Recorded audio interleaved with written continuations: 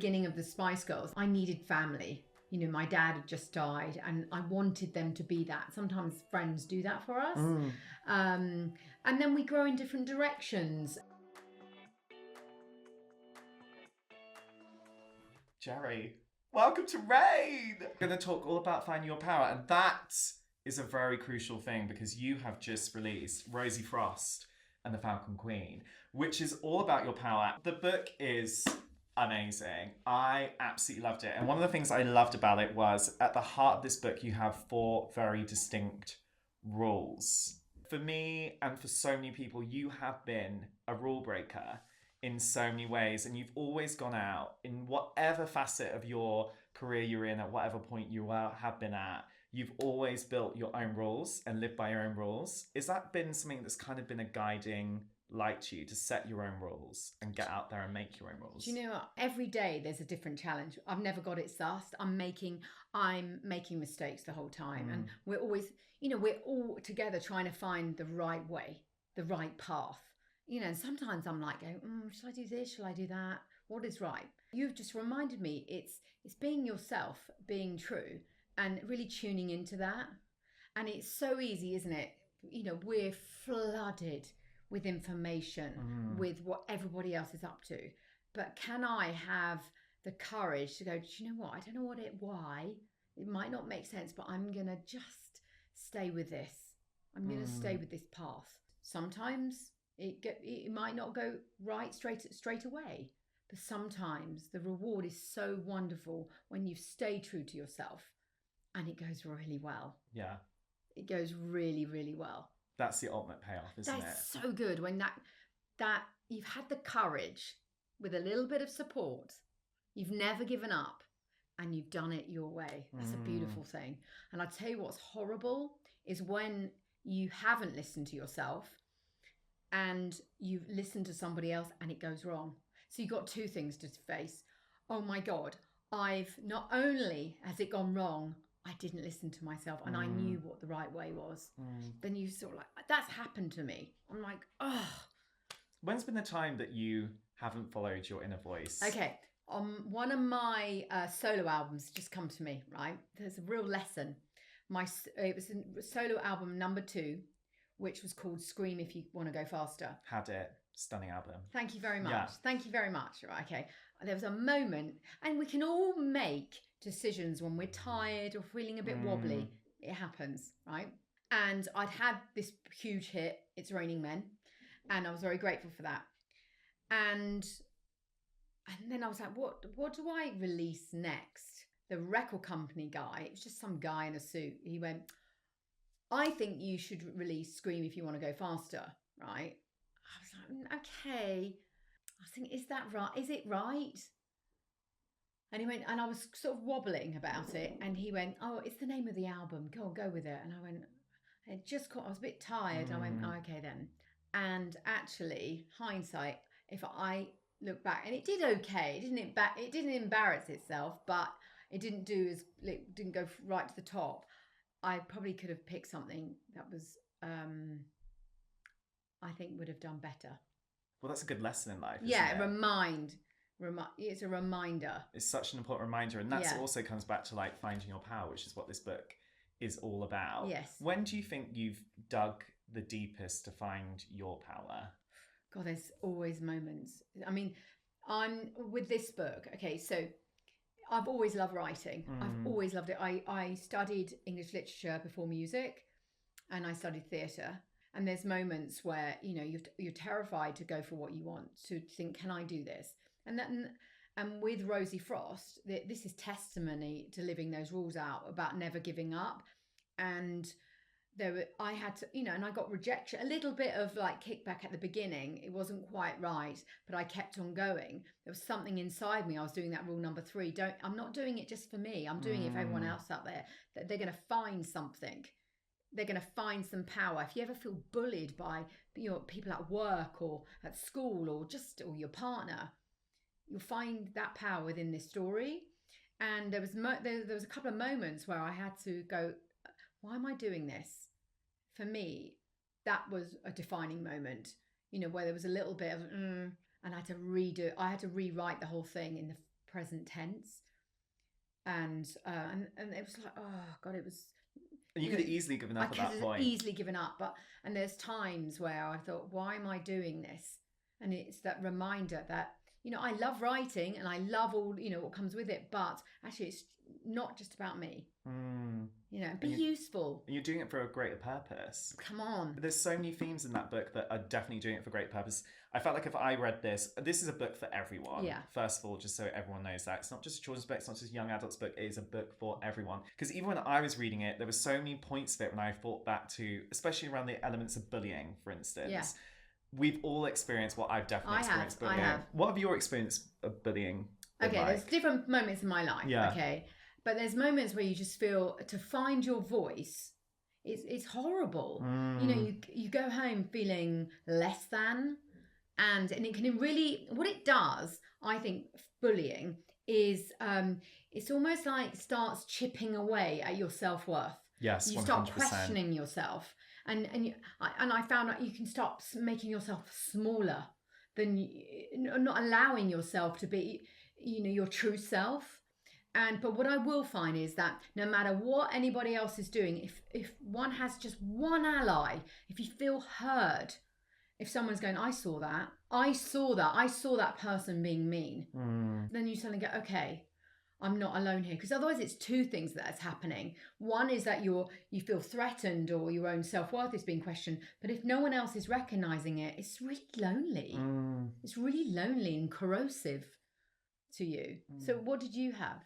Oh, I've had it. I was like bullied for being gay in the playground, and then it then goes online, and then it spirals. And even like doing what I do now, you'll get comments sometimes which were so horrific that it does, even if you have a strong sense of yourself, it can still chip away at you. Still, and I think it's almost like if it happened to you at school, and it happened to me at school as well, but just then you can carry that with you. It's almost like a label on your head, and the bullies are like predators that will sniff it out. They'll go, okay, that person's up for it.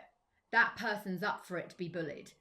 A little bit. Does that make sense? Yeah, 100%. They look for ones that are slightly, you know, a little bit. But what Rosie Frost, I believe, gives you a little bit of armour.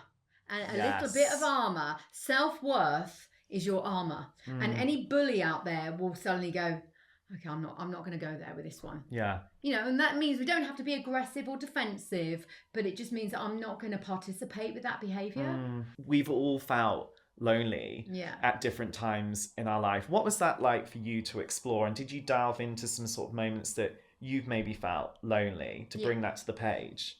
Yeah, I think writing is it's a great way to sort of get it out, to get whatever's going on. Okay, so there's a couple of themes that I use as ingredients for Rosie. For example, she loses her mother, right? And when I was younger, I lost my father. And I literally, there's the scene in chapter 1, that's what happened to me. Like, she gets pulled out of class. That's what happened to me, and says, your dad is dead, right? And I remember feeling like, and sounds really strange, but almost embarrassed of my feelings because I didn't want to cry in front of anyone. I remember just closing in on myself because I didn't want anyone else to feel awkward or maybe to see my vulnerability. And I sort of carried that with me. And I think it's how learning from millennials, you know how millennials are so expressive about, you know, their feelings and I think, you know what?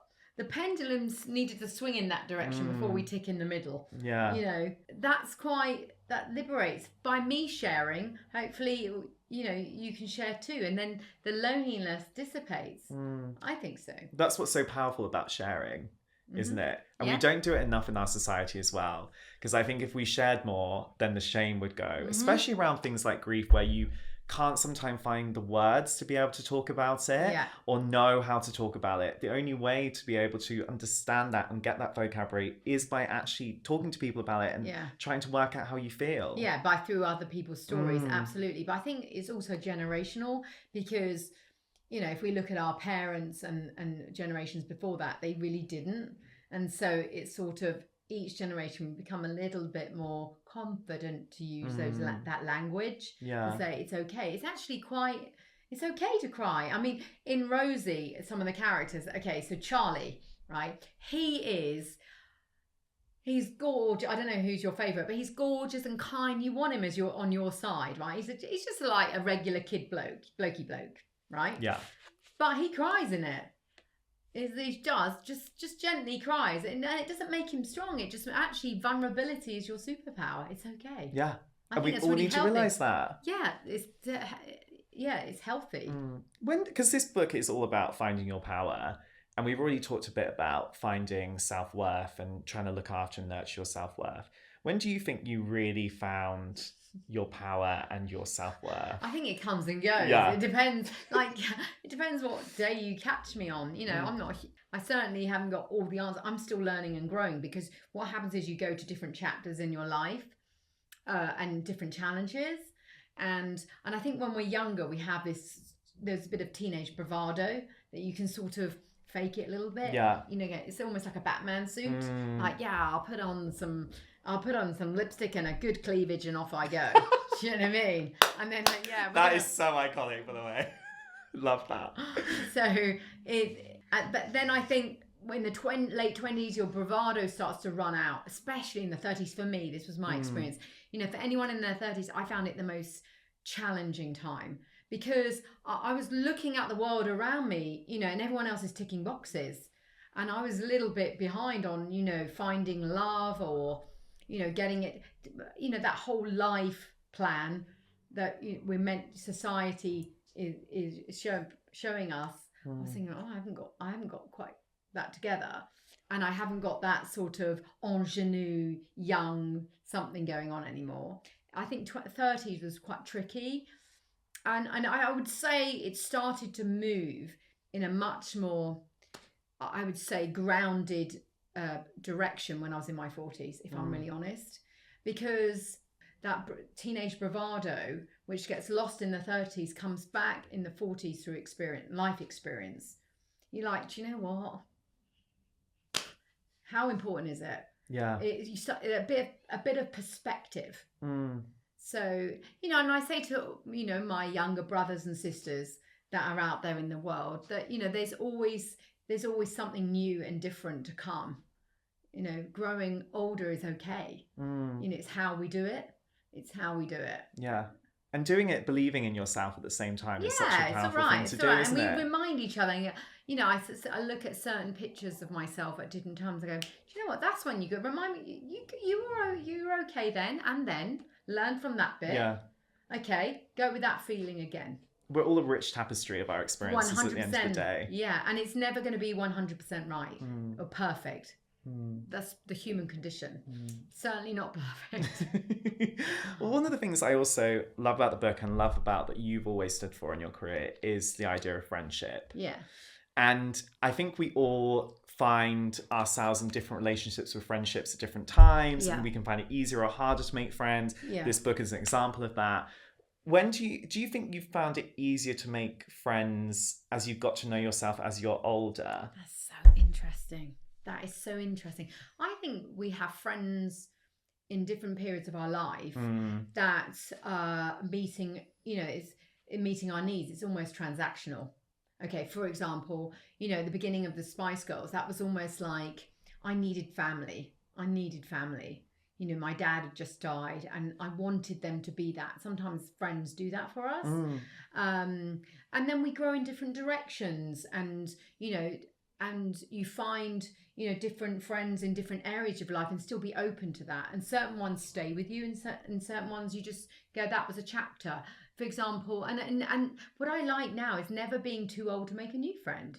100%. I think it's really lovely in all areas of life, you know, in the strangest places, you know, from it doesn't matter who you are, you can find a friend. I don't know whether it's the dustman or the duchess, you know, the postman or the president. You know, you can find something lovely and connective. Well, everyone in life is a teacher and a lesson, aren't they? Yeah, absolutely. And I think we all support and you do different things for each other. I don't put one thing into one person. And you can't expect that from people. No, I think it's unfair as well. And you've been in our lives for the best part of 30 years now, which is just incredible. incredible when you think about it. And you've done everything. You've had the most amazing experience with the Spice Girls, breaking records left, right, and centre. You then broke more records when you were a solo artist. You then did Jerry Yoga for a bit, which we all loved. Then you've literally gone on to publish multiple different books, arriving at this moment in your life. When you look back at that journey, when do you think you've been truly proudest of yourself? Being a mother, when I had that baby in my arms, and just the love that I felt. No one could have told me how much love I'd feel for a child, for another human being. Do you know what the most actually I felt, and I didn't know this until I had a child, that I felt more when a Bluebell passed her GCSEs, she's 17 now, when she opened that envelope and I saw her face. That was a moment. I tell you what, I felt more proud of her, more happy than my own self, which is, I can be selfish, as all human beings can be. When I saw that, and I was like, oh my goodness. But for personally, because I think it's really important to keep, your own passions and not get completely swallowed up in motherhood, because that's, one day they're going to be out the door, Yeah. See ya. Bye. And there's different times, obviously I'm really grateful and proud of what I've achieved with the Spice Girls, but then also when I got that phone call from my agent, and there is a picture of it actually, I was on the phone. What a moment. I was in New York airport, and and my PA had the camera up like that, and he said, Penguin have offered you, this deal. And I was like, oh. You must have screamed the airport down. Yeah, I was like, oh my God. This is amazing. And also it's interesting because you could easily just sit at home and just be like, I've done it all, babes. Yeah, but you still keep going. I think I like being creative. To me, I really love being creative. And I want to be useful and never squander this life. We've been given this life. And so if I can make things that make you feel good and empowered, because in my life, especially when I was in different times, I found power through movies, through books. I'm a real bookie. I love books, and it's given me something when I sometimes couldn't find it potentially in my own life. Yeah, but I found it through different mediums. So I like doing that for other people. And you are doing that, and you've always done that. And off the back of the proud question, I wondered when you felt your most iconic, though, because I've got one where I think you were like the ultimate icon for me when I was growing up. And I think this might have also been like a queer awakening of me. It's when you did the Brit Awards performance of Bag It Up, and you came out of the giant legs, and then you had all those stunningly hot, topless dancers. I was like, oh my God, this is it. I'm gay. This is it. This is it. Like, that was a real moment. When have you honestly felt your most iconic? Do you know, I've always identified with the gay culture. Yeah. I've surrounded myself with gay men. I was actually having this conversation today that, I didn't have a lot of relationships in my life, in my adult life, because, I surrounded myself with a lot of gay men, and that really fulfilled a lot of that for me. Do you know what I mean? I felt very comfortable and, and held. It was really nice. And, and the whole gay culture of celebration, of let's empower each other. I've always loved that. I've always loved that. And I've also wanted to support that as well. It takes so much courage to be yourself. And anybody, I know there's all variations of everything now, which is fine. And we all need to, I feel, isn't it wonderful if we can all help each other? Yes. Do you know what I mean? If anyone has felt marginalised in any different area, can't we all know that a little bit. We don't know each other's lives, but we can all feel that a little bit. So isn't it wonderful if we can help each other and support each other? I think that's a wonderful thing. So if that felt like a moment, with the Bag It Up, with those legs, my goodness. And those stunning dancers. Yeah, and the stunning, why not? And it's sharing for you, that's fantastic.